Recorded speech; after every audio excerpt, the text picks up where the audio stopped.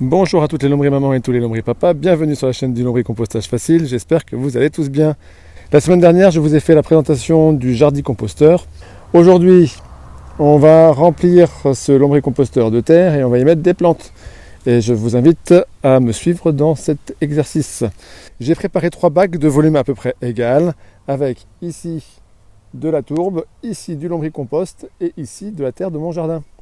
Le principe va être de mélanger cette terre-là.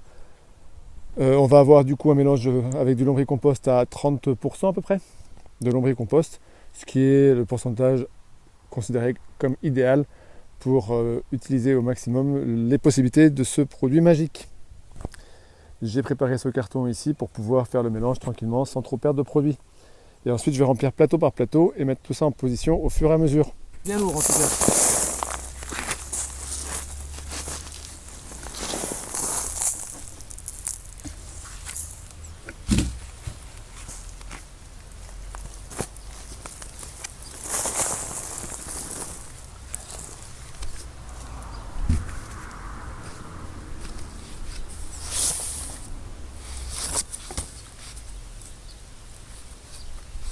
Et la tourbe.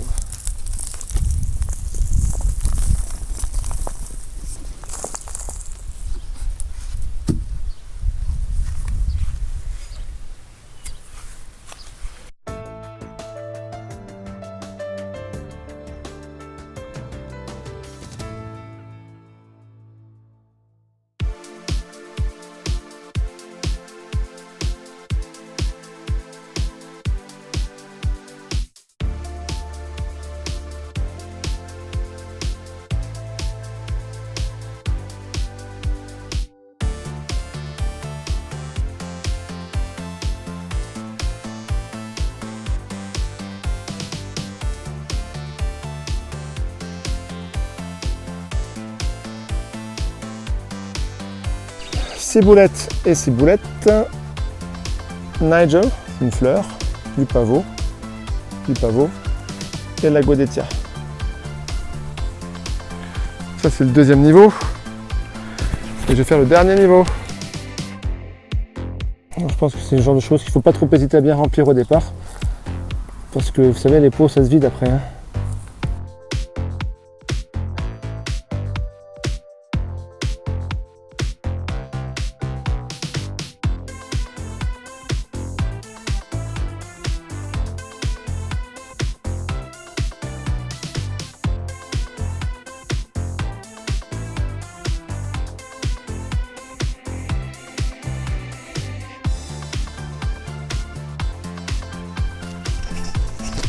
Bon, je vais essayer d'arroser sans mouiller les feuilles, ce qui n'est pas gagné.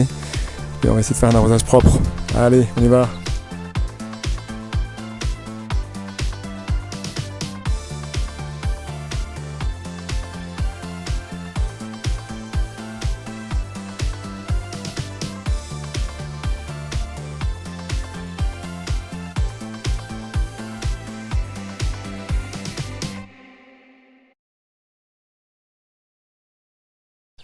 Vous le reconnaissez, le jardi-composteur, ça fait 3 semaines que je l'ai démarré. Vous voyez que les plantes s'y plaisent avec plus ou moins de réussite. Par exemple, la menthe s'éclate comme une bête. Et tous les jours, on découpe des petites feuilles pour les mettre dans notre eau glacée pour agrémenter notre repas. C'est très chouette. On a aussi, si on continue un petit peu le tour du propriétaire, avec mon ombre, c'est pas terrible. On a le basilic qui se plaît bien, la ciboulette qui a poussé. Et puis, il y a moins de succès. Par exemple, pour la godettia, là, ça marche pas bien. Je sais pas pourquoi. Peut-être trop chaud, je ne sais pas. Ça aussi, ça a du mal. Je pense que ça va trop chaud. Il faudrait que je regarde les conditions de vie de ce truc-là. Aujourd'hui, sur la chaîne de lombrier-compostage facile, on va s'occuper de cette partie-là. Tac. C'est la partie du jardi-composteur où on fait le lombrier-compostage à proprement parler. Là, je vais simuler un jardi-composteur qui est déjà en route depuis longtemps. Un lombrier-composteur à flux continu, comme celui-ci, il est composé de schématiquement 2 parties, la partie du fond où il y a du lombricompost mûr et la partie du dessus où il y a des déchets en cours de décomposition. Ici, les déchets en cours de maturation que j'ai récupérés de la lombripoubelle, c'est pas forcément très ragoûtant mais c'est pas grave. Il y a aussi dans ce tas de compost en cours de maturation, beaucoup de verre que j'ai récupéré. Pour la partie lombricompost, je me suis servi dans la lombripoubelle qui me fait un compost d'une beauté absolument époustouflante. Regardez comme il est granuleux, il est frais à souhait. Là, on est dans du produit qui est exceptionnel, hein. Je dis pas ça parce que c'est le mien, mais j'arrive pas tout le temps à avoir ce résultat-là, mais là, pour le coup, on a vraiment un produit qui est, mais alors magnifique. Je le presse à peine, il se condense. Je le décondense et l'émiette en 2 temps, 3 mouvements. Il est parfaitement aéré, il est d'une granulosité, il sent bon, il est noir, il est parfait. Vraiment, ça, c'est du bel ouvrage. Avec à l'intérieur beaucoup de verre. Donc pour la partie ver de terre, il y en aura largement suffisamment. Si je mets le lombricompost comme ça, il va juste passer au travers des grilles sans être arrêté. Il faut donc que je mette du carton, comme celui-là, du carton comme celui-là en interface,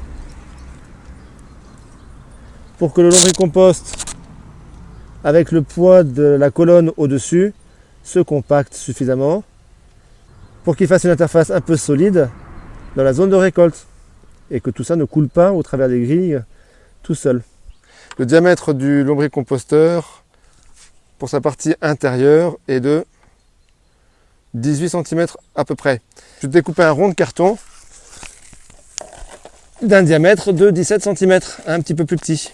J'ai un pot qui va me servir de modèle pour pouvoir faire mon rond de 17 cm. Voilà, un rond à la géométrie parfaite comme vous le voyez. Ça c'est du travail de pro. On like, on n'hésite pas. Il a fallu que je me mette sur 13 cm de diamètre à peu près. Alors je regarde, c'est pas forcément su, c'est pas mal, 13 cm. Et là ça passe sans aucun souci. Maintenant il s'agit de mettre le lombricompost au mur dans la partie basse. Et ensuite les déchets par-dessus.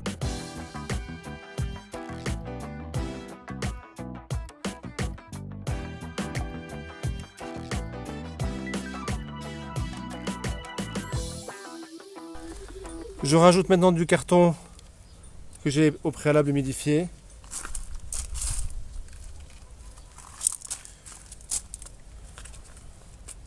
En interface. Pour faire le tapis d'humidité, pour l'instant j'ai que ça, je mets ça. S'il y a besoin, je prendrai un vieux vêtement et je le mettrai. On vient de sortir d'une période de caniculaire où il faisait 40 degrés à l'ombre et que là il fait quand même 34 ou 35. Alors c'est pas la canicule mais c'est très chaud. Et on pourrait me dire mais pourquoi tu démarres ton jardicomposteur avec des verres à l'intérieur à cette période-là? C'est complètement dingue, il fait trop chaud. Le lombricomposteur du jardicomposteur, il est très isolé. Il est isolé par déjà le compost qui est à l'intérieur, qui fait une masse isolante. Il y a ensuite une double paroi en plastique avec à l'intérieur de l'air qui est emprisonné. L'air est un excellent isolant thermique.